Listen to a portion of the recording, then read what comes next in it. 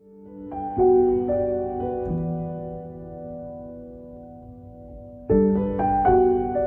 mouvement HLM est parti de la révolution industrielle et des grands patrons.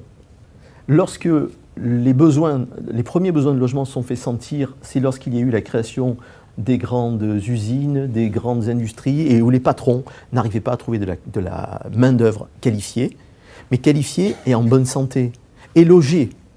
Et il y avait des solutions de mal logement qui existaient. Donc les premiers qui ont commencé à faire du logement social, qui sont les précurseurs du monde HLM, ce sont les grands patrons qui ont dit, mais pour que mes ouvriers travaillent, pour qu'ils soient efficaces, présents, peu d'absentéisme, pas beaucoup de maladies, il y a leur famille que je dois prendre en considération aussi. Et de ce fait, les grands patrons ont commencé à construire les premiers ensembles immobiliers, bien souvent construits autour et pour les usines et pour les industries. Quelques exemples, vous regardez, hein, les premiers familistères, les premières cités ouvrières à Mulhouse. Quelques exemples, encore une fois, hein, regardez ici, un moulin, une chocolaterie, et puis toute la cité qui a été réalisée pour pouvoir accueillir ne serait-ce que des ouvriers, et puis les familles.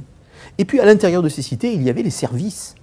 Il y avait un dispensaire, il y avait des infirmières, il y avait les écoles, il y avait tout un tas de choses qui ont été mises en place parce que les grands patrons avaient justement ce leitmotiv, c'est nous devons avoir une main-d'œuvre en bonne santé et qualifiée, de fait, nous allons en prendre soin.